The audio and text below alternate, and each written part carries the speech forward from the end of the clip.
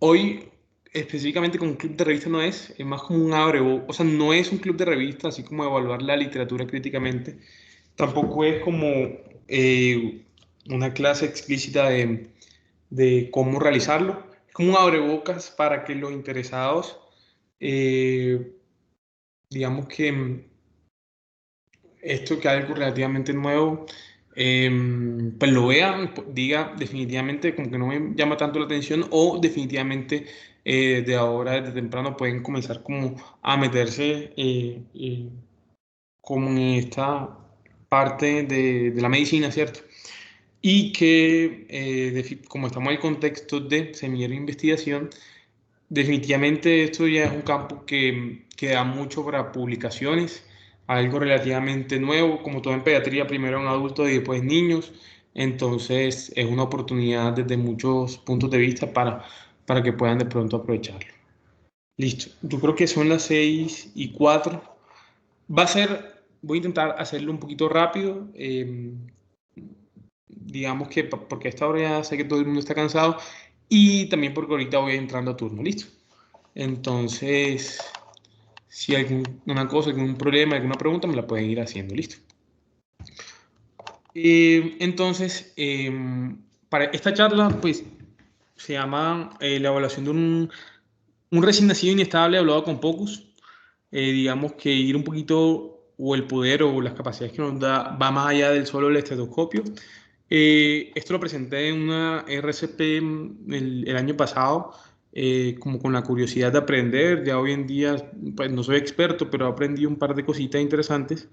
Y esto es acá un libro de ecografía para paciente urgente crítico en neonatos y en pediatría. Y dice, este es como el prefacio. Entonces, dice el libro, o esta presentación, no pretende declarar una superioridad de ninguna de las prácticas clínicas o tecnologías actualmente utilizadas, decir que Focus es mejor que lo demás. Lo que tiene como intención u objetivo esta presentación es exponer, presentar los argumentos ya sea a favor o ya sea en contra de aplicar el POCUS, que ahorita vamos a ver qué es, en la práctica clínica pediátrica, que no es más que el uso de ultrasonido por personal, o si por personal que no son radiólogos ni son cardiólogos, que son las personas que normalmente utilizan esta tecnología y digamos que no es algo ya habitual. Listo, entonces aquí está el libro. Si alguno tiene con la curiosidad lo puede revisar. Tiene un caso clínico, una pequeña introducción, mostramos un poquito de evidencia y conclusiones. Listo. Esto lo resumí un poquito en aras del tiempo. Entonces, un recién nacido. Nació pretérmino 31 semanas. Era de un embarazo trigelar, era el primero. Y como ustedes conocen, pues el término es de 37 semanas. Sin embargo, este paciente, uno de los factores de riesgo es el embarazo múltiple. Fue prematuro y esto está asociado a dificultad respiratoria. Sin embargo, este paciente, si bien presentó su dificultad respiratoria, no requiere intubación, no requirió ventilación a presión positiva, sino solo CPAP, que es uno de los, digamos que las herramientas que tenemos dentro del apoyo respiratorio. Tratamiento con cafeína para que no haga apneas y se encontraba estable después de 3 días de tratamiento, digamos que manejo de soporte. Este paciente necesitaba un catéter venoso central, pues una vía central para administrar la nutrición parenteral, porque estos pacientes tienen problemas al inicio. Para comenzar la vía enteral no pueden comer, digamos que todo lo que deberían, y esto, si uno le da mucha comida, lo que puede hacer es que ese intestino no está madurado de manera, digamos que completa, y digamos que sobrepasa esas capacidades que tiene para absorber y pues, predispone como a cosas como enterocolitis necrosante. Entonces, este paciente necesita una vía central y tenía un catéter PIC, que es catéter central insertado de manera periférica, pues un catéter, ¿cierto? Se inició también la alimentación materna, pues con leche materna en poca cantidad, pues, y desde el punto de vista infeccioso, si bien era un paciente que tenía riesgo de tener sepsis neonatal, digamos que solo se mantuvo en riesgo, no requirió como antibióticos. Los hemocultivos al tercer día fueron negativos. Esta es la placa inicial y ahí tienen como al tercer día de ácido después que le colocaron el PIC, como procedimiento. Y aquí pues dice que está a nivel de la unión cabo-atrial, que es como la posición normal. Listo, entonces tenemos un recién nacido pretérmino, tuvo una maladaptación neonatal, solo requirió CPAP, aquí lo que veníamos comentando, y es un paciente que inicialmente estaba en la UCI, que por una evolución favorable, es decir, ya se está desmontando el soporte ventilatorio, podría pasarse a unidad de menos dependencia, que es la UCI, ¿cierto? Entonces, lo importante es evaluar cuáles son los desenlaces de este paciente. Primero, que se mejore el punto de vista respiratorio, que pueda comer, que pueda crecer y que no requiera más intervenciones, es decir, que no tenga que volver a la UCI. Entonces, este paciente, evaluando todos estos riesgos, inicialmente se pasó a la UCI, ¿cierto? Aquí tenemos que este paciente, uno llega al turno, tiene un deterioro clínico, entonces los neonatos algunas veces presentan manifestaciones a nivel respiratorio que no necesariamente son de origen pulmonar y presentó aumento de las retracciones de saturación y se tuvo que colocar nuevamente CPAP cuando se desmontó.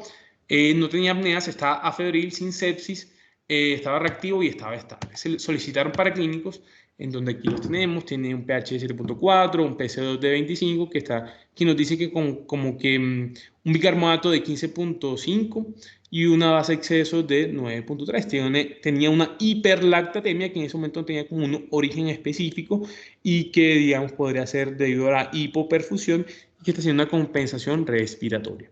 Entonces, tuvo una descompensación, digamos que respiratoria, logró mejoría clínica y ahora mismo tiene esta alteración. Entonces, este paciente inicialmente le pidieron nuevamente paraclínicos, la radiografía, que se dio una silueta cardiomediastínica aumentada, lo habían comentado, y aquí les coloco que cuál es el diagnóstico diferencial. Y entonces hay una frase que es de la navaja de Ockham, que es: en igualdad de condiciones, la solución más sencilla suele ser también la más probable. Y entonces, en igualdad de condiciones, la más sencilla es más probable, y esa es la razón que los doctores o los médicos le enseñan que cuando escuchas un galope es más frecuente encontrar caballos que cebras. Entonces es lo lógico porque es mucho más prevalente, mucho más frecuente un caballo que una cebra en Colombia, ¿cierto? Entonces, cuando se evidencia una silueta cardiomediastínica aumentada, hay un gran diagnóstico diferencial. Uno no se puede casar con una sola y puede ser causas que no son cardíacas intrínsecamente, como anemia grave o que tenga hipertensión arterial pulmonar y pueda hacer aumento de la vasculatura pulmonar. Puede ser una disfunción por sepsis o también síndrome de corazón izquierdo hipoplásico o algunas cardiopatías. Bueno, puede presentarse una cardiopatía congénita con aumento de la silueta cardiomediastínica. Listo, entonces durante el cambio de turno lo llaman, pues nos llaman y nos dicen que el paciente presentó una parada cardíaca. Bradicardia, no responde al estímulo, se encuentra apnea profunda sin frecuencia cardíaca detectable, por eso se inicia reanimación. Entonces aquí está como la maniobra inicial de todo paciente que está en, pues, digamos que código azul, y se coloca ventilación a presión positiva, FIO2 al 100%, se hizo una intubación orotraqueal, se ocultaba asimétrico, no tenía respuesta digamos, de la frecuencia cardíaca. Se inician las compresiones y se sigue con el algoritmo y lleva pues, hasta la administración de adrenalina. Listo. Durante el turno, durante la RCP, está disponible POCUS, que POCUS no es más que el Point of Care Ultrasound, que en español sería como el ultrasonido o la ecografía al pie de cama de paciente. Otros le han denominado como una manera un poquito más parecida a nuestro idioma como ecografía clínica, y está como el jugador ese que entra a último minuto a salvar el partido.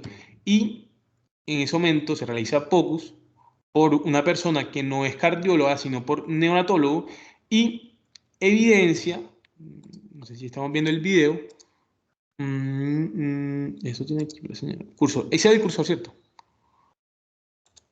Listo, entonces esto es, digamos que POCUS específicamente cardíaco, el paciente que está em, que está en paro, ¿cierto? Y podemos evidenciar que este es el corazón, esto aquí hiperecoico porque es blanco, y lo hipoecoico es negro. Lo hiperecoico es el pericardio, que está ubicado acá. Y vemos que pues, normalmente el pericardio no debe tener.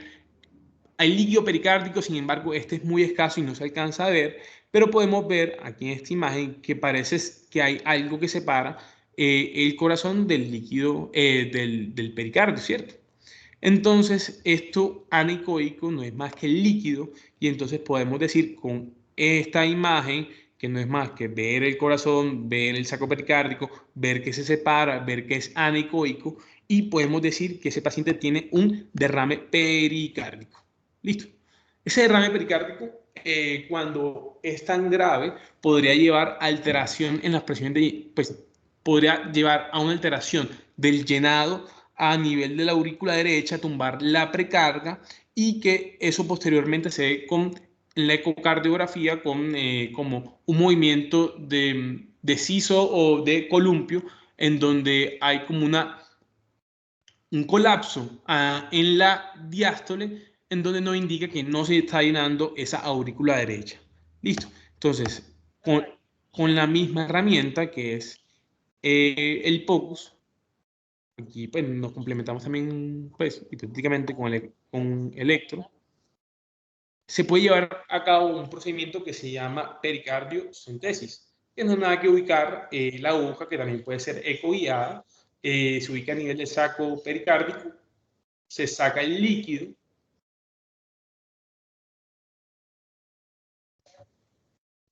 suficiente para que se permita nuevamente el llenado de la aurícula derecha, así retorna nuevamente la precarga.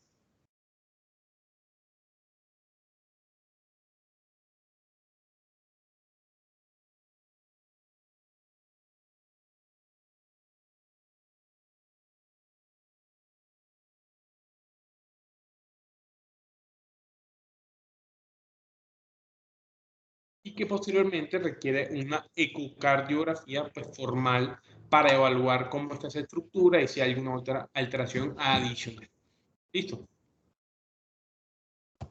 Entonces recordemos que en un paciente con parada cardíaca siempre nos colocan en los algoritmos que están las H y las T, pero realmente estas H y T en ese momento crítico, algunas como el taponamiento cardíaco, podrían no ser tan evidentes y podría que no necesitamos una confianza o una certeza con ese diagnóstico que nos permita realizar ese procedimiento que es la pericardiocentesis. Entonces, en el POCUS lo que encontramos fue el derrame pericárdico que condiciona una gran compresión cardíaca.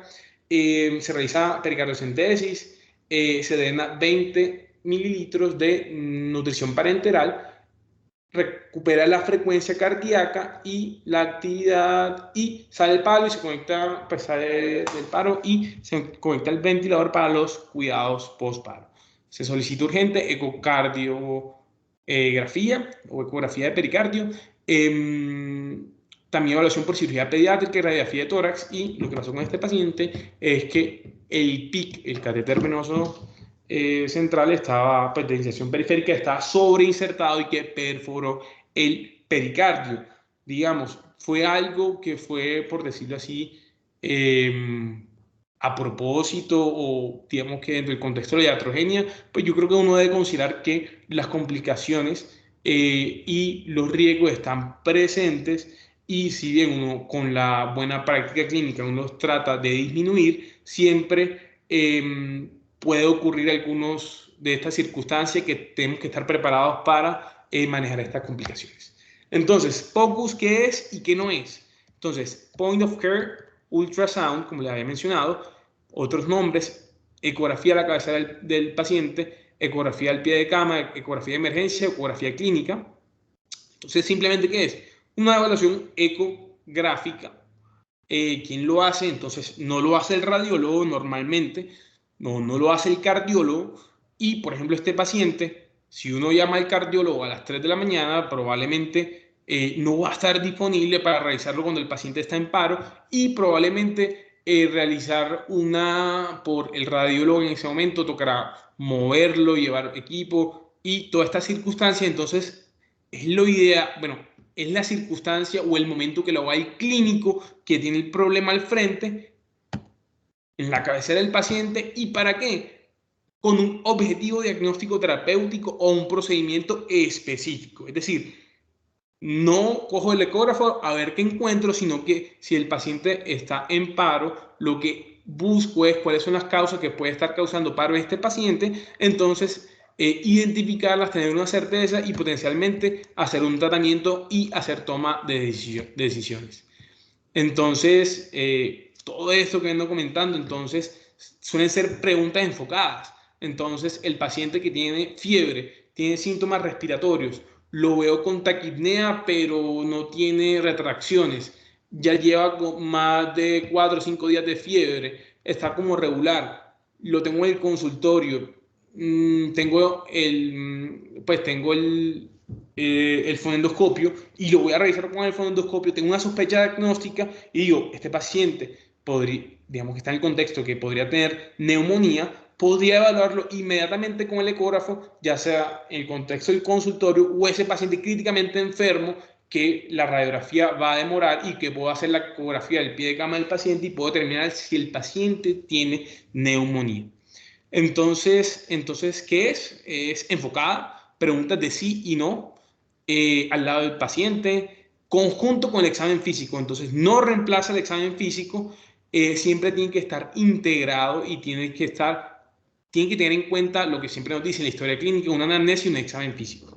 También es importante que permite integrar diferentes variables y permite determinar también el seguimiento o la respuesta al tratamiento. Entonces, por ejemplo, tengo un paciente con deshidratación por una enfermedad aguda que es de alto gasto, lo vemos que tiene algunos, pues catalogado como, a veces cuando lo revisamos, algún signo de deshidratación y uno le coloca, pues, si está indicado, o si el paciente llega con datos de choque, le va a colocar líquidos endovenosos y hay ciertos parámetros, por ejemplo, evaluar la vena cava inferior, si este paciente recibe ese volumen y cómo respondió este paciente al volumen. Entonces, ¿qué no es? No es un reemplazo del examen físico, no es un reemplazo a las imágenes diagnósticas formales. Entonces, si bien está escrito POCUS para evaluar si el paciente tiene apendicitis,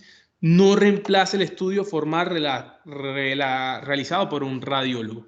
Y no es un reemplazo del juicio clínico.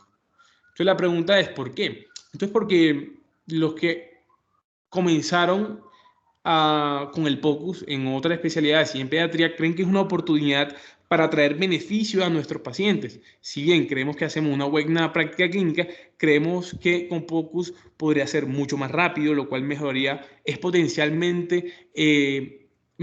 el pronóstico de estos pacientes en algunas condiciones tiempo dependientes, una mayor precisión, tiene respuestas dicotómicas, tiene una menor radiación comparado a las radiografías, no tiene radiación, puede evaluar la respuesta del tratamiento y digamos que uno de los mitos también es que la ecografía es difícil y para este contexto, si bien hay aspectos de la ecografía que son cosas específicas del radiólogo, en POCUS lo que evalúa son cosas que son relativamente con una curva de aprendizaje rápida, que sea fácil, que sea no tanto cuantitativo, sino cualitativo. Y hay un término que en inglés es eyeballing, en español sería como al ojo, ¿cómo veo eso?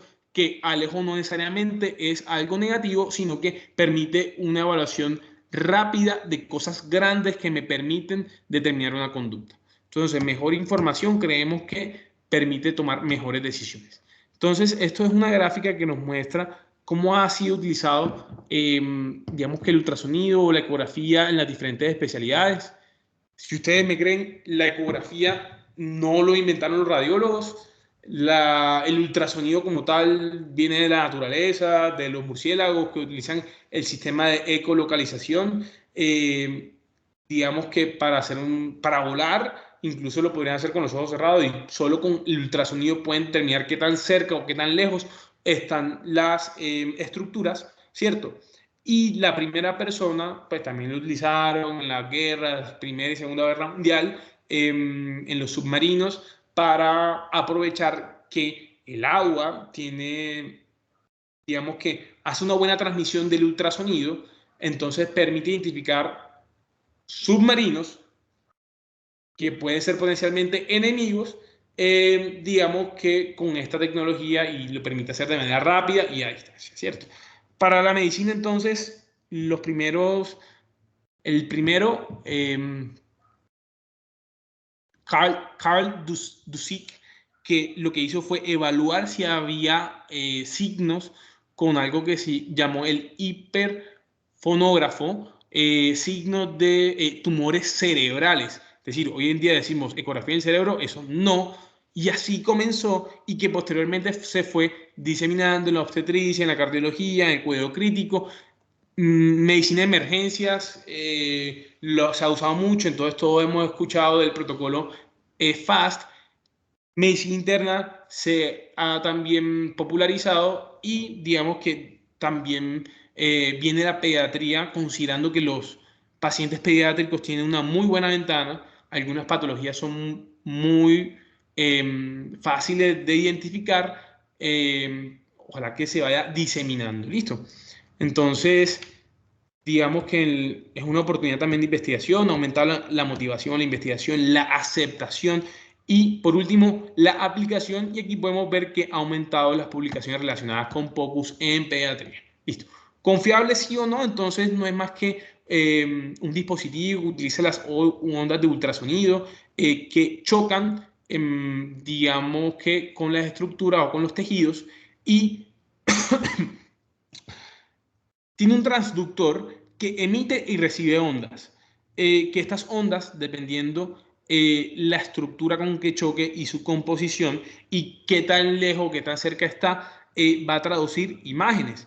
Y entonces hay diferentes tipos de sondas o de transductores que vamos a necesitar diferentes tipos para diferentes órganos y que tiene sus características y es importante conocerlo para cuál elegir. Listo. Entonces aquí vemos cómo funciona. Entonces son ondas que tienen una alta frecuencia, 100 MHz, que son ondas de sonido que no son captadas por el oído. Entonces, si le queremos al fonendoscopio, que también funciona como en el sonido, ahora imagínense o nos preguntamos si debemos creerle al ultrasonido, que usa una frecuencia mucho más alta y que puede identificar algunas estructuras o algunos cambios fisiopatológicos con mayor precisión y que se pueden traducir en imágenes. Y entonces esta frase es: no hay que verlo como una competencia de la práctica clínica habitual o de examen físico, sino un complemento. Y esta frase, que es como algo romántica, es que te permite ver directamente la fisiopatología en tiempo real. Entonces, pues el paciente tiene un derrame pleural porque pues yo con los signos al examen físico lo sospecho. Sabemos que el examen físico para algunas condiciones, sobre todo cuando están muy iniciales o muy pequeñas, puede ser limitado. Entonces, esta fisiopatología está en tiempo real y que más o menos la medicina, el arte de la medicina, porque la medicina no es solo ciencia, porque tiene muchos componentes, está digitalizado en píxeles en una pantalla, que tiene el beneficio que estas imágenes se pueden guardar, se pueden comparar con imágenes de otros pacientes o de este paciente en otro momento y que puede ser medible en algunas de sus características y que tú solo puedes mostrar a demás personas diciendo: hey, mira lo que vi, que pues es algo que también está en otras herramientas de la medicina. Listo. En general hay estructuras que son isoecoicas, hiperecoicas, con pues, aumento de su ecogenicidad, que se ven como esta línea blanca, que sería el diafragma, que es una estructura como más sólida, mientras que el líquido o las estructuras que tienen mayor componente líquido son hipoecoicas y entonces se ven como más oscuras. Por ejemplo, el riñón pues es más hipoecoico porque tiene más líquido o más componente de agua comparado con esta estructura acá que tenemos que es el hígado. Eh, por ejemplo, el derrame pleural o las estructuras quísticas que son llenas de líquidos se ven más hipoecoicas o anecoicas. ¿Listo? Entonces, todo tiene su curva. Entonces, uno de las utilidades, uno de los campos en donde más ha avanzado el POCUS es en el tórax, porque tradicionalmente los radiólogos o la medicina en general, históricamente la medicina, ignoró la ecografía en el tórax porque el tórax no tiene líquido, el mayor componente, bueno, está en su mayor proporción, tiene aire y el aire no transmite. Y entonces no, en teoría no se ve bien la anatomía del pulmón. Pero eso no quiere decir que no tenga una utilidad, porque cuando hay algunos cambios, que no es la estructura anatómica, digamos que son cambios que pueden ser llamados artefactos, algunos son fisiológicos, algunos son patológicos, podríamos darle una correlación clínica y tomar conductas. Listo. Entonces, la teoría dice que el aire no transmite y el líquido sí. Entonces, depende de la cogenicidad o de la densidad del tejido, puede ser hiperecoico o hipoecoico. Y entonces dijeron, bueno, esto parece que no sirve nada en el tórax, excepto que el derrame pleural sí siempre ha tenido como un uso. Entonces, con un pequeño tutorial en el pulmón, les voy a dar tres conceptos súper básicos. El pulmón tiene aire. El aire intenta entrar, o las ondas de ultrasonido intentan entrar al pulmón lleno de aire, y cuando encuentran el aire, rebotan, y entonces sale la onda, pero vuelve a entrar, sale la onda, vuelve a entrar, sale la onda, vuelve a entrar, y hace un fenómeno de reverberación. Y entonces lo que vemos aquí es que tenemos una línea que es la línea pleural, y que todos los artefactos se derivan por alteraciones, por manifestación en la línea pleural. Lo que no toca la línea pleural en teoría no se podría ver, y entonces es hiperecoica, y como hace un fenómeno de que entra, sale, entra, sale, entra, sale, y todo el parénquima es, digamos que normal, entonces forma una línea homogénea. Esta haz, este haz vertical que es hipoecoico no es más que la costilla donde no transmite o no permite el paso del ultrasonido, entonces no se puede ver detrás de la costilla, ¿cierto? Entonces, estas líneas A son horizontales, que significan A de aireación, que es el patrón normal. Entonces, bueno, si eso es lo normal, si encuentro otra cosa, podría significar algo anormal o algo alterado, ¿cierto? Entonces, imagínense que hay un artículo de New England que dice que, pues, resalta que el pocus pulmonar puede ser visto como la densitometría. Densitometría, ¿cómo así? ¿Qué tan, ese pulmón, qué tan cargado está y qué tan pesado digamos que de su estructura normal? A medida que va aumentando el componente líquido, como puede ser edema pulmonar o como podría ser una infección respiratoria que hace un componente inflamatorio, llega a que se acumule líquido a nivel de los tabiques interlobulares, y cuando el líquido entra a nivel o se pone este líquido a nivel intersticial, se pone estos tabiques. Cuando entra el tabique, como transmite también, hace un haz de luz vertical, que quiere decir que ahí hay líquido, y eso se llama una línea B, que es una línea vertical hiperecoica que se mueve con la respiración y que indica que hay líquido a nivel del pulmón. Depende de la literatura, dice que por lo menos tienes que tener 3 líneas B para ser significativas. En pediatría todavía no está como tan claro.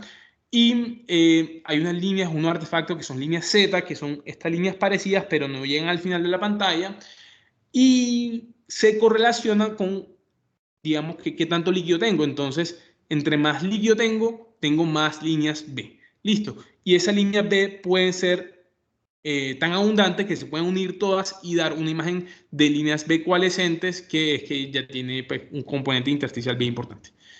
Y si yo tengo, ¿se acuerdan en patología que la neumonía pasa por un proceso de hepatinización porque aumenta su contenido de líquido, porque si en alvéolo es líquido, entonces puede ser tan lleno de líquido que transmite muy bien y se puede ver la estructura. Entonces aquí no ubicamos, pues ustedes en su casa se ubica en la línea axilar posterior con la, digamos que la línea que pasa por la apéndice cifoide. Entonces, en esa intersección coloco el transductor y si yo inspiro, se ve el pulmón porque baja el diafragma y si expiro, se ve el hígado. Entonces, como les comenté, un pulmón normal debería tener líneas A. Entonces, si inspiro, veo las líneas A, que son líneas horizontales, y si expiro, veo el hígado, ¿cierto?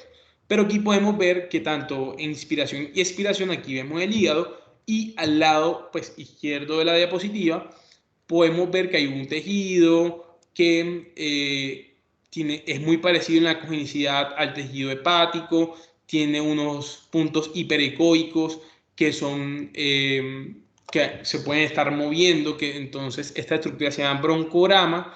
Tiene como una estructura como si se estuviera bifurcando esa como esta componente hiperecoico, entonces no es más que un pulmón hepatinizado y si está en el contexto de fiebre, tos, dificultad respiratoria, tiene el paciente pues una neumonía en este contexto de basal derecha.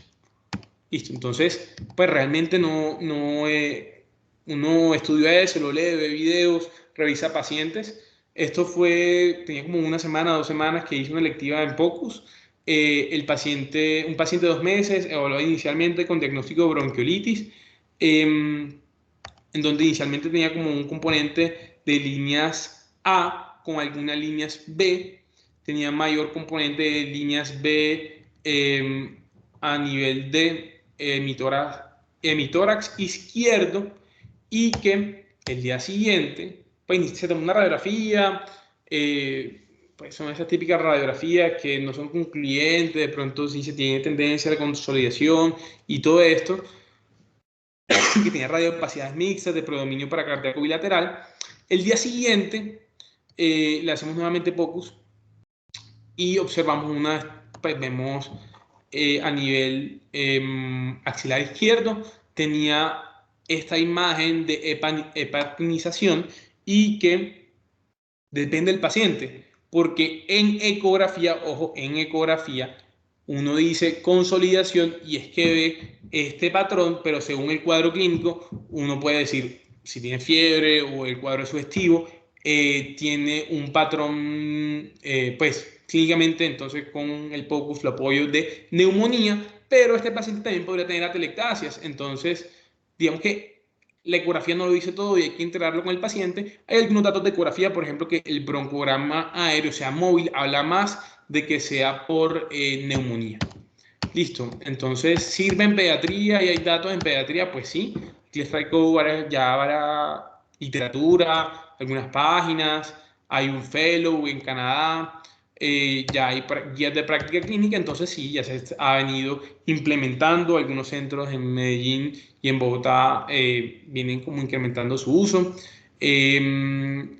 Digamos que la intención es que aumenten las publicaciones, los protocolos, ya hay países que tienen formación, porque también es importante que no puede ser formación a la deriva, sino una formación que tenga unos estándares, que sea certificada, que sea fácil de implementar y que todos estemos hablando el mismo idioma. Hay una guía de la Asociación Europea de Cuidado Crítico Pediátrico y entonces ya en Nueva Zelanda y en Australia ya tienen como implementado y los pediatras tienen mayor uso del ecógrafo al lado del paciente. Listo. Entonces la evolución tecnológica ha hecho que hay ecógrafos de alta tecnología cada vez más portátiles, se permite acercarlo al paciente. Entonces, la primera vez que uno lo escucha con este discurso es un pediatra haciendo ecografía, ¿será que le vamos a quitar el trabajo a los radiólogos? Y por supuesto que no, yo siempre lo he visto como es una ayuda más. Y como les mencioné ahorita en la historia, es que la ecografía no fue inventada por radiología y que ha tenido ya uso en otras circunstancias, como es en anestesia, prequirúrgico, algunas complicaciones en las UCIs, ya sea pediátricas y adultos, y no es más que todo lo que hacemos, lo que tratamos de implementar es para el beneficio de nuestros pacientes. Listo, entonces le vamos a quitar el trabajo, no. ¿Por qué? Porque vemos cosas distintas, intentamos que mejore los desenlaces de nuestros pacientes, condiciones que son sensibles del tiempo, preguntas específicas, pacientes específicos, potencialmente pueden salvar vidas. Y otra cosita que estaba curioseando era que cuando uno de los centros que estaba desarrollando ecografía decía, pues, específicamente en obstetricia, que si se lo vamos a hacer a todas las embarazadas. Y él decía, pues, hace mucho tiempo, en 1950, 60, que no es necesario porque en su discurso decía que la mayoría de embarazadas eran sanas y que esto solo es para identificar cosas con una pregunta específica. Digamos que obviamente sabemos que hoy en día la ecografía es un estándar en el control prenatal, ¿cierto? Pero digamos que el mensaje se mantiene y es que deberíamos hacer POCUS basado en preguntas enfocadas y que hacer demás también es malo. Entonces, hacer POCUS y una correlación clínica nos puede llevar a malas decisiones. Listo, entonces comparado aquí en cuanto a POCUS y ecografía formal, por ejemplo en abdomen lo hace radiólogo experto, es detallado, con mediciones, y digamos que uno puede mandarle una ecografía todos los días o no es apropiado, mientras que POCUS realmente necesitamos el detalle específico de todo, pero realmente si yo tengo un paciente que, no sé, lo evalué inicialmente, sospecho que tenga infección del tracto urinario, estoy en un sitio donde no tengo ecografía y yo le hago POCUS y identifico que tiene una dilatación grave del tracto urinario, pues podría tener mucha mayor relevancia, digamos que remitirlo a otro centro o hacer otras conductas comparado si no hubiera hecho POCUS. Listo.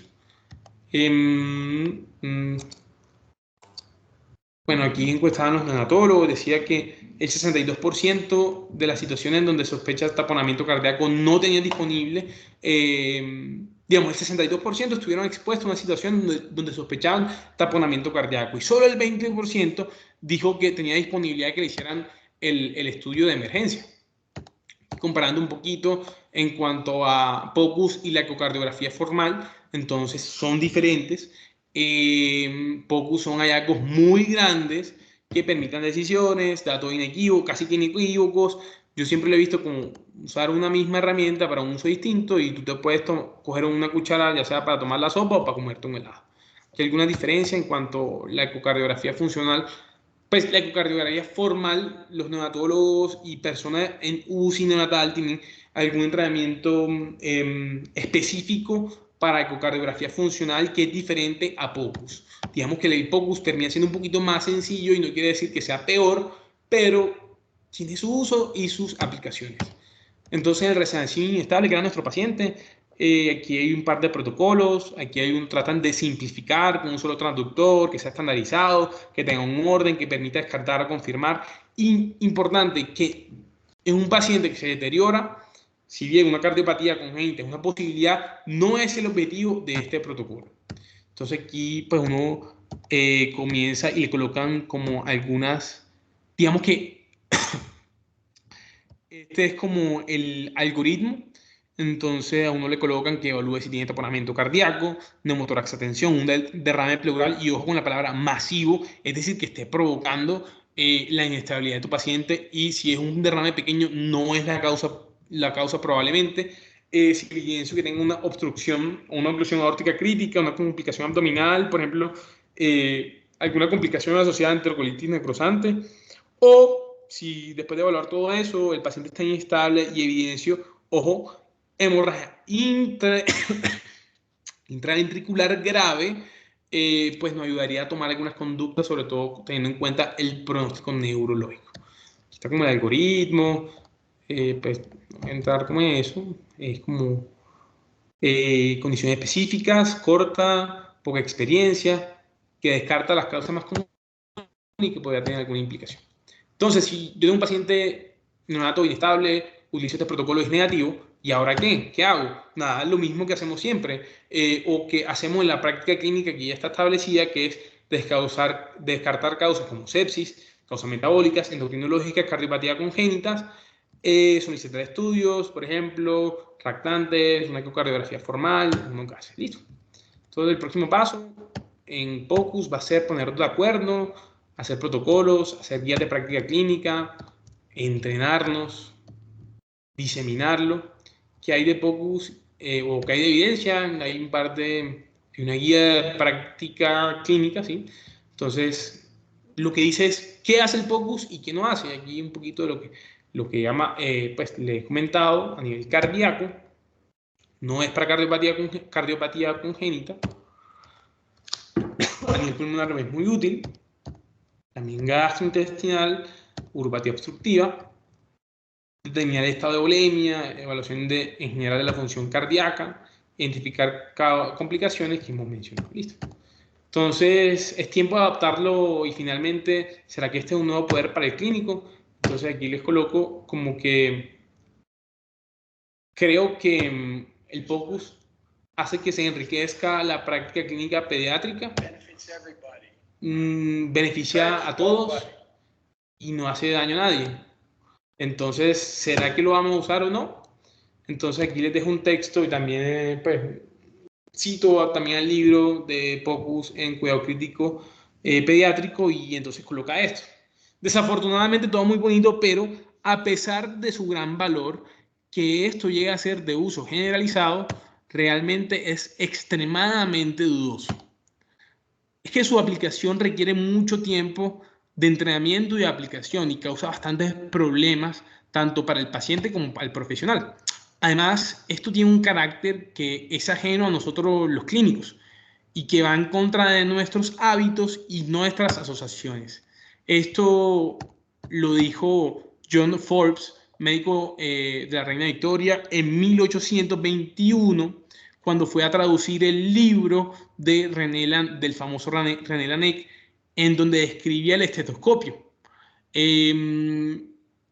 Y el estetoscopio, que es hoy en día el dispositivo que nos representa como médicos y que todos colgamos con mucho orgullo y que tiene, pues, uno de los mensajes que quiero decir es que realmente es muy útil y uno no debería realizar POCUS si no revisó bien al paciente con el fonendo, con el examen físico y todas las maniobras semiológicas, pero hay que reconocer que en algunas circunstancias podría tener algunas limitaciones. ¿Listo?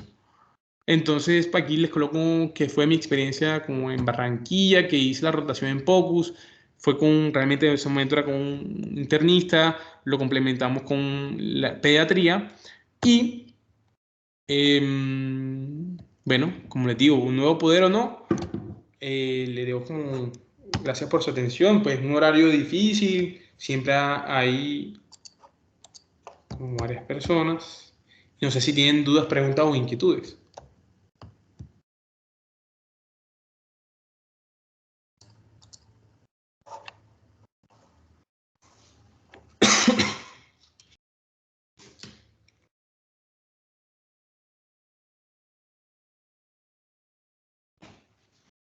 Hola, ¿están ahí? Hola, Doxy. Pues en el Sí, chat no sé si. estaba buscando y no preguntas como tal.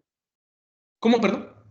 Estaba mirando pues en el chat y no encuentro pues preguntas como tal. Considero pues que todo quedó muy claro. Bueno, listo. Bueno, ¿qué queda ahora? Eh, no me puedo estar equivocando, pero creo que la mayoría son estudiantes, ¿cierto? Mi correo se lo voy a escribir por acá. Bueno, ¿qué viene ahora en cuanto a esto después para mí y digamos que los potencialmente interesados? Eh, yo tengo ecógrafo, entonces cada vez los ecógrafos son más pequeños. Yo tengo uno que es de bolsillo, por decir así, o sí, ultra portátil. En la facultad hay ecógrafo, hay simuladores. La idea es que el que esté interesado tanto en aprender como en investigar, estoy disponible, obviamente con lo que permite la residencia y cualquier cosa a la orden. Si usted coloca POCUS en cualquier ámbito, se va a dar cuenta que lo que se publica no es tan difícil. O sea, puede ser algo tan básico como que aquí hubo 20 personas y yo cojo a 20 personas, le explico POCUS torácico y le hago una encuesta antes, le hago una encuesta después. y le dio su percepción acerca del POCUS, entonces eso ya pueden ser publicaciones, o también casos clínicos, o también ya estudios de caso y control, cohortes, y ojalá en el futuro cosas más grandes. Listo. Profe, yo tenía una dudita. Cuéntame. Pues esto usted lo explica como que se usa más como en el cuidado crítico del paciente, pero por ejemplo en el contexto de urgencias, cuando por ejemplo utilizan las ECOFAS, sería pues como algo equivalente. O sea, sería, o sea, es que uno, digamos, todo paciente de UCI consultó, o sea, bueno, obviamente sacando los operatorios y todo esto, pero todo paciente que está en UCI fue evaluado inicialmente en urgencia o en otra situación, me hago entender. Entonces, pues no hay que ser como tan rígido, digamos que lo que nos enseñan que es que o eso es solo para esto o esto es solo para esto. La idea es como, hey, es que la misma, no sé, el mismo derrame pericárdico que se ve en la UCI, si yo lo sospecho en urgencia, lo podría valorar en urgencias. Bueno, entonces, está más fundamentado, más hay más entrenamiento, tanto aquí en Colombia, en el mundo, en UCI, sobre todo también para procedimientos. Eh, pero la idea es que se vaya implementando más en urgencia. ¿Listo? Sí, eso es como la... Sí, sí. Incluso hay algunos que dicen, pues, hasta en consulta externa, eso todavía, obviamente, hay una relación, es que entre más grave está tu paciente, evidentemente se van a ver las manifestaciones clínicas, pero los pacientes son un continuum, entonces, digamos que es más probable que hayan patologías de urgencia o críticas que sean susceptibles, que uno la evidencie con POCUS, que las patologías de consulta externa, sin decir que digamos, no tienen uso.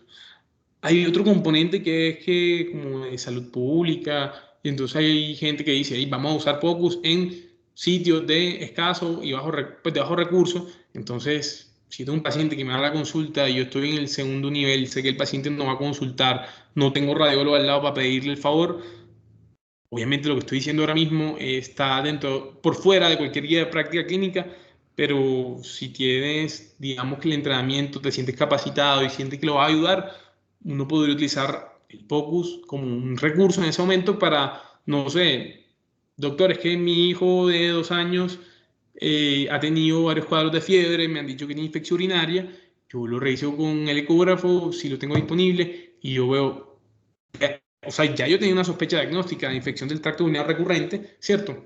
O a veces ni siquiera tienen el diagnóstico tan claro. Y si yo coloco el ecógrafo y yo veo, tiene hidronefrosis, sí, hidronefrosis, hay un riñón más grande que el otro, ahí, no sé, hay cambios que son muy grandes, yo diría, hey, este paciente necesita que sea evaluado de manera oportuna y que probablemente lo pueda priorizar, pero me llené de razones para hacerlo, ¿listo? Pero como les digo, Ah, lo que listo, les estoy comentando ahora mismo está por fuera de cualquier guía de práctica clínica. listo, profe. Todo muy claro, pues muchísimas gracias. Quería preguntarle si de pronto pues hay problema con que la grabación la podamos subir al canal del semillero. Si usted No, pues, total, no. Pues, no fue la mejor actuación, pero sí, total, sí se puede. profe, todo eso muy claro. Muchas gracias. Listo. Los dejo que voy para turno entonces. Ahí les dejo mi correo, cualquier interesado. Que tengan feliz noche. Gracias, profe. Hasta luego.